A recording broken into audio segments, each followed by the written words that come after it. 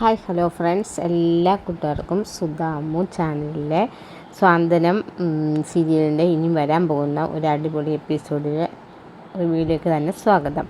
Channel ആദ്യമായിട്ടാണ് കാണുന്നെങ്കിൽ ഒന്ന് സബ്സ്ക്രൈബ് ചെയ്ത് ലൈക്ക് ചെയ്ത് കമൻറ്റ് ചെയ്യാൻ മറക്കരുത്. അങ്ങനെ അലോക് പറയുന്നുണ്ട്, അയ്യോ ഇവളെയാണോ, ഇവളെ എനിക്ക് ഒരിക്കലും ഭാര്യയായിട്ട് കാണാൻ സാധിക്കില്ല. എൻ്റെ ഭാര്യ സങ്കല്പത്തിലെ പെൺകുട്ടിയെ ഇതുപോലെയൊന്നുമല്ല. ഇവളുടെ മുഖം കാണുമ്പോൾ തന്നെ എനിക്ക് ദേഷ്യം, എനിക്ക് നിലത്തിട്ട് ഉരയ്ക്കാൻ തന്നുണ്ടാവും അവക്കടെ മുഖം എന്നൊക്കെ പറയുമ്പോഴേക്കും ആര്യൻ്റെ പിടി വിടുക കേട്ടോ. പിന്നെ അലോക നല്ല അടി കൊടുക്കുക കേട്ടോ. അതുകൊണ്ട് നല്ല അടി അങ്ങോട്ട് കൊടുക്കുക. ആര്യന് ആകാശും അനന്തനും ഞങ്ങളുടെ പെങ്ങളെ എന്ത് പറയണ്ട, ഞങ്ങളുടെ പെങ്ങളുടെ സ്വപ്നം കാണാൻ പോലും നിനക്ക് യോഗയില്ലല്ലോ നിനക്ക്. എന്നിട്ട് നീ എന്താ പറയുന്നത്? നിൻ്റെ വിചാരം നീ ആരാണെന്ന? എന്തൊക്കെ പറഞ്ഞിട്ടും ഭയങ്കര അടിയും പിടിയും ബഹളവും ഒക്കെ ആകുക കേട്ടോ. ശേഷം നമ്മുടെ അനുവിനോട് ബാലൻ, മോളെ നിനക്ക് ഇവിടെ നിൽക്കാൻ താല്പര്യമില്ലല്ലോ അല്ലേ? ഇല്ല എന്ന് പറയാണ്. കഴുത്തിൽ ആ താലിമാല ഊരി കൊടുത്ത് നീ ഇപ്പോൾ എൻ്റെ കൂടെ വരണം എന്ന് പറയാണ്. അത് കേൾക്കുന്ന അനു കഴുത്തിലെ താലിമാല വലിച്ചൂരി പൊട്ടിച്ച് അലോകിൻ്റെ നേരെ അവിടെ എറിഞ്ഞിട്ട് ബാലൻ്റെ കൈ പിടിച്ച് തിരിച്ച് ദേവമംഗലത്തേക്ക് പോവുകയാണ്. അപ്പോൾ അലോകിൻ്റെ പുച്ഛത്തോടെ നോക്കട്ടെ, നാശം പിടിച്ചോള് പോയി ജീവിതത്തിൽ നിന്ന് എന്നൊരു സമാധാനം. അങ്ങനെ അകത്തേക്ക് കയറിപ്പോട്ടെ. ഇനിയും പറയാം, അങ്ങനെ അകത്തേക്ക് കയറി പോകുന്നൊരു ഭാഗമാണ് ഇനി നമ്മൾ കണ്ടത്. ഇനി നാളത്തെ ഭാഗം കേട്ടോ. അകത്തേക്ക് കയറി പോകുന്ന അലോക് അടുത്ത് ജയശ്രീ പറയുക, എടാ നിനക്ക് എന്തെങ്കിലും പറഞ്ഞാൽ അവളെ ഇവിടെ പിടിച്ചു നിർത്താൻ പാടില്ലായിരുന്നോ എന്ന് ചോദിക്കുകയാണ്. അതെന്തിനാ അമ്മേ? എനിക്ക് അവളെപ്പോലത്തെ ഒരു പെണ്ണിനെ വേണ്ട. എടാ നിന്നെ പിന്നെ ആര് കേട്ടാനാടാ? നിൻ്റെ സ്വഭാവം, നിന്നെ ആര് കല്യാണം കഴിക്കാനാണ്? നിനക്ക് എത്ര വയസ്സായെന്നാ നിനക്കറിയാമോ? അനുവിനെ പോലത്തെ അത്രയും നല്ല കുട്ടിയെ കിട്ടാനുള്ള ഭാഗ്യം ചെയ്യണം. ചെറിയൊരു അഹങ്കാരിയാണ്. അതാ വീട്ടിൽ നിന്ന് വന്നതിൻ്റെ ഒരു അഹങ്കാരമാണ്. പിന്നീട് നീ അവളെ ചതിച്ചല്ലോ, ആ ദേഷ്യം മുഴുവൻ അവൾക്കുണ്ട്. പക്ഷെ നീ സ്നേഹിച്ചതോ നിൽക്കാനും നീ വരച്ച വരയിൽ അവൾ നിൽക്കുമായിരുന്നു. ഇതുപോലത്തെ ഒരു ബന്ധം നിനക്ക് ഇനി കിട്ടുമോടാ? ആര് പറഞ്ഞു കിട്ടില്ലെന്ന്? വലിയച്ഛൻ പറഞ്ഞ ആ കോടീശ്വരിയായിട്ടുള്ള അവളുടെ ആ ഒറ്റ മകളുള്ള ആ വിവാഹബന്ധം എനിക്കിനി പിന്നെ കിട്ടും. അപ്പോൾ വല്യച്ഛനോട് അലോക പിന്നെയും കിട്ടും. വല്യച്ഛ അടുത്ത് ഞാൻ സംസാരിക്കട്ടെ എന്ന് പറയണം. അലോക എന്നിട്ട് വേഗം ആനന്ദിൻ്റെ അടുത്തേക്ക് പോവുകയാണ് കേട്ടോ. വല്യച്ഛ എന്താ? അല്ല വല്യച്ഛ, അന്നൊരു ആലോചനയുടെ കാര്യം പറഞ്ഞിരുന്നില്ലേ?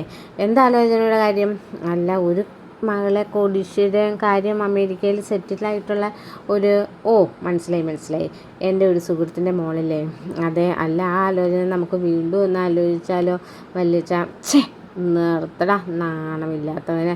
നിനക്ക് നിൻ്റെ വിവാഹം കഴിഞ്ഞ് എന്തൊക്കെ പറഞ്ഞാലും ഇപ്പം ഈ ഒരു നമ്മുടെ നാട്ടുകാരുടെ വീട്ടുകാരുടെ ബന്ധുക്കളുടെ മുമ്പിലൊക്കെ അനുസരിച്ച് നിൻ്റെ ഭാര്യയാണ്. ഇനിയിപ്പോൾ അവരൊക്കെ ചോദിക്കാൻ വന്നത് വേറെ ഒന്നും അല്ല, നിങ്ങൾ തമ്മിൽ പിരിഞ്ഞോ, നിങ്ങൾ തമ്മിൽ എന്തൊക്കെ പ്രശ്നമുണ്ടോ, കുടുംബ ബഹളമാണോ, അമ്മാമ്മയെ പേരാണോ, അങ്ങനെ പല രീതിയിലുള്ള ക്വസ്റ്റ്യൻസും ആയിരിക്കും. അതൊന്നും അവൻ്റെ ഒരു പ്രശ്നമല്ല. അപ്പോഴാണ് വേറെ വിവാഹം കഴിക്കാമെന്ന് വിചാരിച്ച് അച്യുതൻ നിൻ്റെ മകൻ്റെ തലയിൽ ബോധമൊന്നും ഇല്ലടാ. ചേട്ടാ ക്ഷമിക്കുക, അവൻ്റെ അറിവില്ലായ്മ കൊണ്ട്. അതാണ് അവൻ്റെ ഒരു അറിവില്ലായ്മ. ഇത് അറിവില്ലായ്മയല്ല, അവൻ അഹങ്കാരമാണ്. ഞാൻ വിചാരിക്കുക ഇപ്പോൾ അന്ന് ഞാൻ കോടീശ്വര വിവാഹബന്ധം ഇവന് വേണ്ടായിരുന്നു. അത് കണക്കിൽ നന്നായി. കാരണം അല്ലെങ്കിൽ അയാളുടെ വഴക്ക് കൂടി ഞാൻ കേൾക്കേണ്ടി വന്നതിനെ. എൻ്റെ സുഹൃത്താണല്ലോ, അവൻ പോലും അറിഞ്ഞു ഇവിടെ കല്യാണം കഴിഞ്ഞ കാര്യം. ഇനി ഇവനെ ആര് പെണ്ണ് കൊടുക്കാനാ? ഇനി നീ ഇങ്ങനെ തന്നെ നിന്നാൽ മതി. അയ്യോ വലിയച്ഛ, അത് പിന്നെ നല്ലൊരു പെൺകുച്ചിനെ കിട്ടിയതല്ലേ? നീ അവളെ ദുർവാശിക്ക് പാക വീട്ടാനും വേണ്ടി ഉപയോഗിച്ചുകൊണ്ടല്ലേ കാര്യം ഇങ്ങനെയൊക്കെ ആയത്?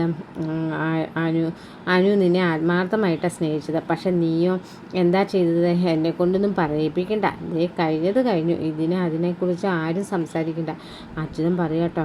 ഏട്ടാ, എന്നാലും എൻ്റെ മോൻ്റെ വിവാഹം കഴിഞ്ഞിട്ടുള്ള ജീവിതത്തിൻ്റെ കാര്യമല്ലേ? അവനെയും കുഞ്ഞും കുടുംബങ്ങളും ഒക്കെ വേണ്ടേ ചേട്ടാ?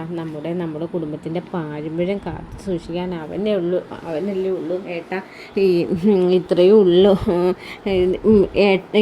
ഇത്രയും ഇവനും അല്ലേ നമുക്ക് ഒരു ഉള്ളുള്ളൂ. ഇത്രയാണെങ്കിൽ ഒരു പെൺകുട്ടി ആൺകുട്ടിയായിട്ട് അലോകല്ലേ.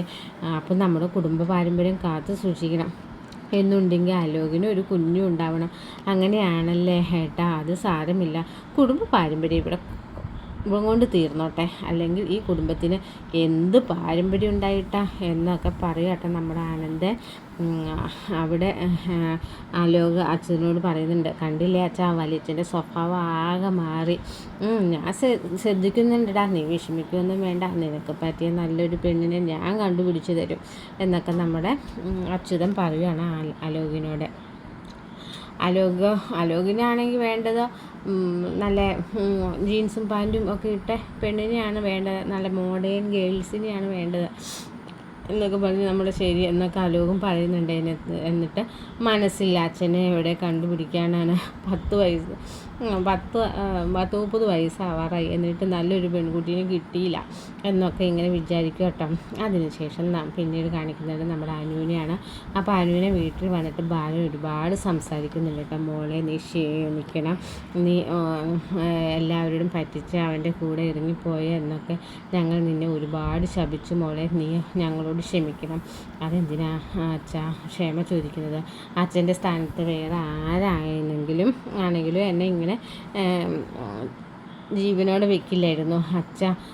അത്രമാത്രം നമ്മുടെ മക്കളെയും മരുമക്കളെയും ഒക്കെ ഇഷ്ടപ്പെടുന്നതുകൊണ്ടാണ് ഞങ്ങൾക്ക് എല്ലാവർക്കും അറിയാം അച്ഛൻ പുറമേ ദേഷ്യം കാണിക്കുന്നുണ്ടെങ്കിലും ഉള്ളിൽ എത്രമാത്രം അച്ഛൻ പാവാന്ന് ഞങ്ങൾക്കറിയാം, സ്നേഹിക്കുന്നുണ്ടെന്ന് എനിക്കറിയാം, നന്നായിട്ട് അറിയാം. അല്ല മോളുടെ അടുത്ത പ്ലാൻ എന്താ? പഠിക്കാൻ പോവുമല്ലേ? അതെ അച്ഛാ, പഠിക്കണം, കംപ്ലീറ്റ് ആക്കാം വിചാരിച്ചു. അച്ഛൻ വിചാരിച്ച പോലെ തന്നെ ഞാനൊരു IAS കാരിയാവണം. എനിക്ക് കൊള്ളാം മോളെ, നീ അങ്ങനെ ആവണം. ആരിനോ എൻ്റെ ഏറ്റവും വലിയ ആഗ്രഹം അറിയാലോ, നിന്നെയും ആരിനെയും IAS ആക്കണമെന്നായിരുന്നു എൻ്റെ ആഗ്രഹം. ആരിനോ ഇപ്പം അതിനൊന്നും താല്പര്യമില്ല, നീ എങ്കിലും അങ്ങനെ ആവണം തീർച്ചയായിട്ടും അച്ഛാ. ഞാൻ അതിനു വേണ്ടിയുള്ള ശ്രമത്തിലായിരിക്കും ഇനി എന്ന് പറയാം.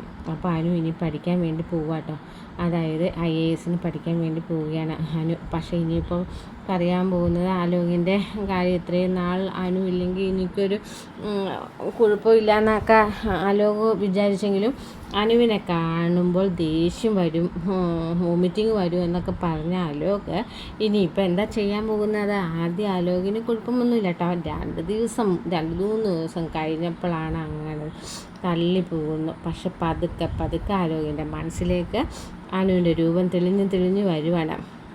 പക്ഷെ അനുവിനാണെങ്കിലോ ആലോകിൻ്റെ കാര്യം ഓർക്കുമ്പോൾ തന്നെ ദേഷ്യം കൂടി വരുവാണ്.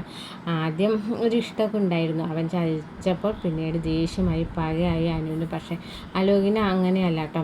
ഇപ്പോഴാണ് അനുവിനോട് പ്രണയം കാര്യങ്ങളൊക്കെ ആലോകിന് തോന്നി തുടങ്ങി. പിന്നെ കുറച്ച് പ്രശ്നങ്ങളുണ്ട്, അപ്പോൾ അനുവില്ലാതെ ശരിയാവില്ലെന്ന് ആലോകിന് മനസ്സിലായി. അത് മനസ്സിലാകുന്ന ആലോക് ഇനി അനുവിൻ്റെ കാല് പിടിക്കാൻ പോകുന്ന രംഗങ്ങളാണ് നമ്മൾ ഇനിയും കാണാൻ പോകുന്നത് കേട്ടോ. ഇത് ഞാൻ പറയുന്ന ഭാഗം ശരിക്കും തമിഴിലാണ് കേട്ടോ. അങ്ങനെ അനു പുറത്തിറങ്ങാൻ വേണ്ടി കാത്തിരിക്കുകയാണ് ആലോക്. എന്നാന്ന് വെച്ചാൽ വീട്ടിലെ അമ്മയും അച്ഛനും ഒക്കെ എല്ലാവരും പറഞ്ഞില്ലേ, നിനക്ക് ഇതുപോലത്തെ ഒരു നല്ലൊരു പെണ്ണിനെ കിട്ടത്തില്ല, നീ എവിടെയാ? പിന്നെ വലിയ കോടീശ്വരനെ കല്യാണം കഴിപ്പിച്ച് തരാമെന്ന് പറഞ്ഞാൽ വലിയച്ഛനും കൈമലർത്തി.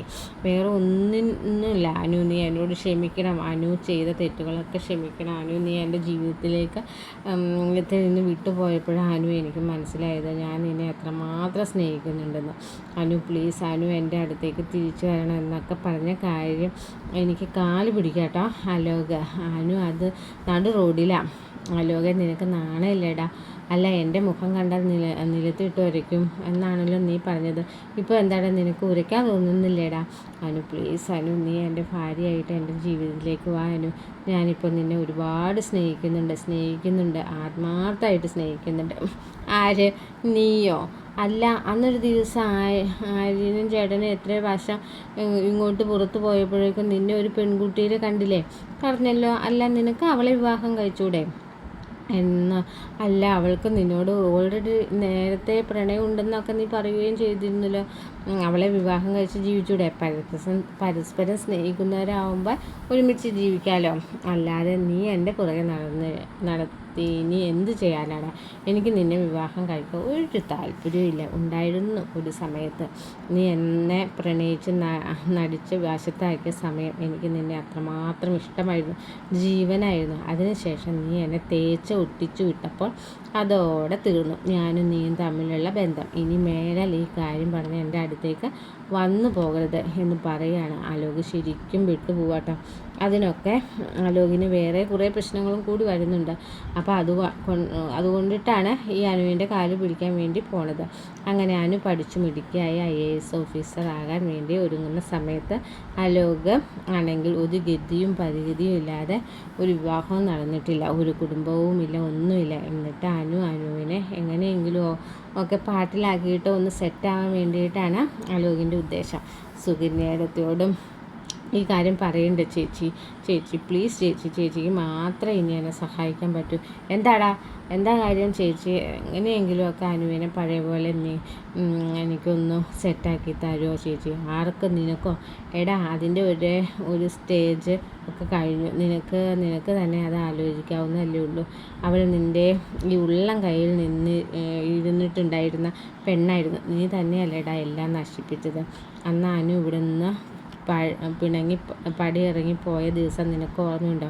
നീ എന്തൊക്കെ വൃത്തികേടാണ് അവളെക്കുറിച്ച് പറഞ്ഞത്.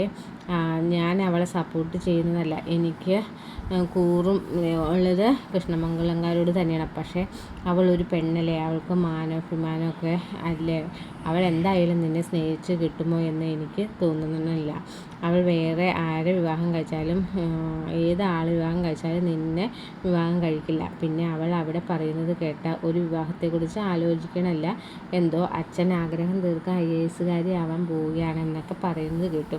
അവൾ എന്ത് IAS ആയാലും ആരായാലും ഒരിക്കലും നിന്നെ അവൾ ഇനി വിവാഹം കഴിക്കില്ല. പിന്നെ നീ ഈ കാര്യം പറഞ്ഞ് എൻ്റെ അടുത്തേക്ക് വരണ്ട.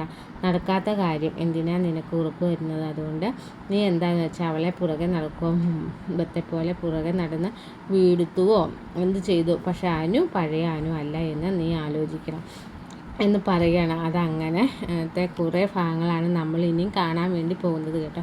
വീഡിയോ ഇഷ്ടമായ ലൈക്ക് ചെയ്യുക, സബ്സ്ക്രൈബ് ചെയ്യുക, കമൻറ്റ് ചെയ്യുക. മറ്റൊരു വീഡിയോയുമായി നാളെ കാണാം. Take care, bye bye, good night.